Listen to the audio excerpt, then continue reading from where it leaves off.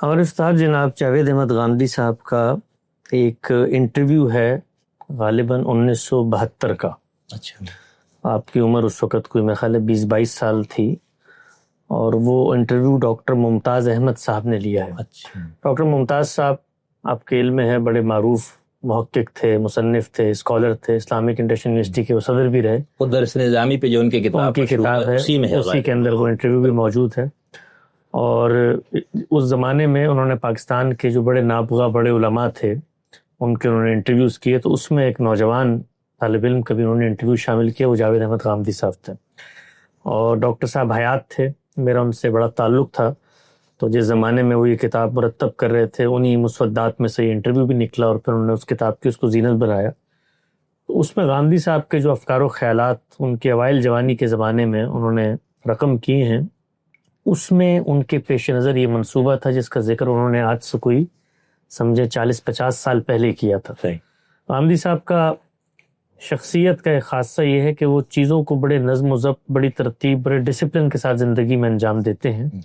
تو ان کے پیش نظر یہ تھا کہ اگر قرآن مجید پر غور و فکر کا کام مکمل ہو گیا ہے، تفسیر پر مکمل ہو گیا ہے، تو اس کے بعد سنت ہمارے سامنے آتی ہے، اس کو دیکھنا ہے. اور سنت کے بعد ساتھ صلی اللہ علیہ وسلم کی نسبت سے آپ کے اخبار احاد ہمیں منتقل ہوئے. تین ہی چیزیں ہیں نا، یا قرآن ہے، یا سنت ہے، یا اخبار احاد ہے. تو تیسرے مرحلے پر ان پر کام ہونا چاہیے. اس کا ایک چوتھا مرحلہ بھی ہے جس کی ابھی تک نوبت نہیں آئی، بھی ہم نے شروع کیا ہے علامہ مار خان ناصر کے زیر نگرانی، وہ آثار پر کام ہے. اور اس کے بعد ایک اور پروجیکٹ ہے جو تاریخ پر، مسلمانوں کے دور اول کی تاریخ ہے.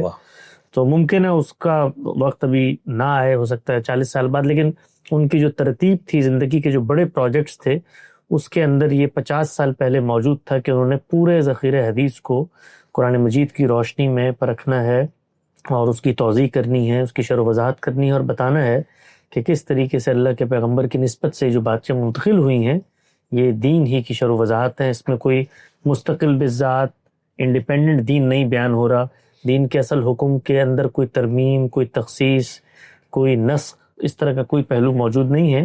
اور خود دین کا جو علم ہے اس کی اس سے بڑی کوئی خدمت نہیں ہو سکتی کہ رسول اللہ صلی اللہ علیہ وسلم کے علم کو دنیا تک پہنچایا جائے. اس لیے کہ رسالت مآب صلی اللہ علیہ وسلم کی سیرت و سوانح، آپ کا اسوہ حسنہ، آپ کی شرح و وضاحت، آپ کی تفہیم و تبیین، آپ نے جو اطلاقات میں دین کی اصولی ہدایت کو سامنے رکھا ہے، آپ کے اجتہادات، یہ سب چیزیں دین کے علم کا سرمایہ ہیں. صحیح.